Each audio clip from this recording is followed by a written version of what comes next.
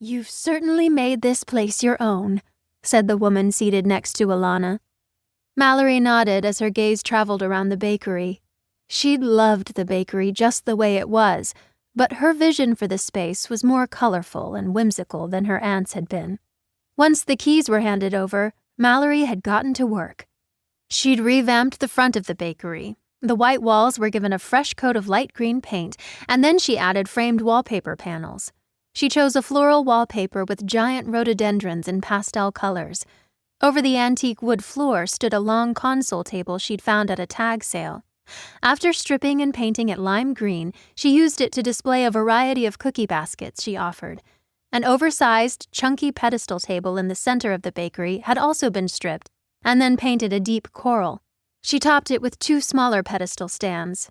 There she displayed smaller cookie baskets and the hand-dipped gourmet apples she also sold.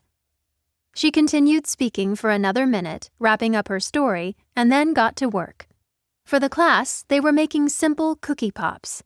Gathered together, they'd make a sweet bouquet.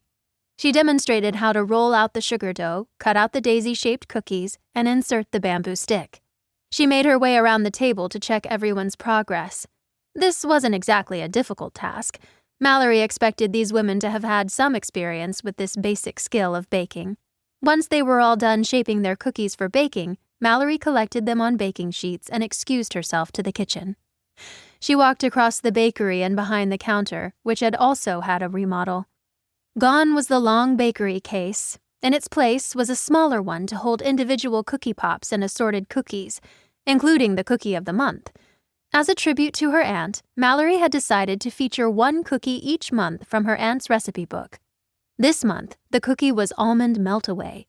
Next to the case was a counter to ring up sales and a desk area to take special orders. She pushed the swinging door and entered the kitchen. Along with well-used baking equipment, there were 3 workstations in the cramped kitchen. Each was set up with a mixer and supplies, which allowed the spaces to be used simultaneously or independently. "I'll take those." Claudia Allen stepped away from the dough mixer and moved toward Mallory. Her footsteps were heavy despite the lightweight clogs she wore. Glum-faced, she carried the baking sheets to her station and set them aside. Her tidy workspace was the result of 20 years' experience working as a baker. "Those are ready for your students." She gestured to the sheet pan rack.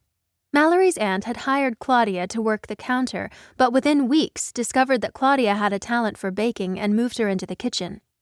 It wasn't long before Claudia became Glenna's right hand and most trusted employee. "You saw those burgundy mugs came in, right?" "I did. I already made up a prototype for Gil," Mallory said. Frame and Brewster, a business supply company, was about to celebrate its 20th anniversary. Gil had ordered 24 cookie mugs. She'd designed 3 cookies for the mug, 1 rectangle with the company's logo and 2 star-shaped with the words "Thank you" and "Celebrate" written on them. "I hope he likes the bouquets." Exhilaration buzzed in Mallory. Not only was it the bakery's most significant order so far, but it was also their first corporate order. First of many, she hoped. Claudia dusted her table with flour and then plopped down a ball of dough before reaching for a rolling pin. She worked efficiently and competently, which made her an asset to Mallory, as she had been to Glenna. She'd also been Glenna's friend. Mallory wondered if they'd ever be friends, not just employer and employee. "If he doesn't like them, I doubt he'll complain. It's not like he's an actual customer," Claudia said without looking up. Mallory hated to admit it, but Claudia had a point. Gil wouldn't complain if he was unhappy with the cookies or their presentation. However, regardless of what Claudia thought, Gil was an actual customer, who was also her boyfriend. She knew her designs would knock the socks off everyone at Frame and Brewster. Gil would get a slap on the back for his unique gift idea, and she'd be one small step closer to paying back the mega loan she'd taken out to buy the bakery. Claudia looked up from her perfect rectangular sheet of cookie dough.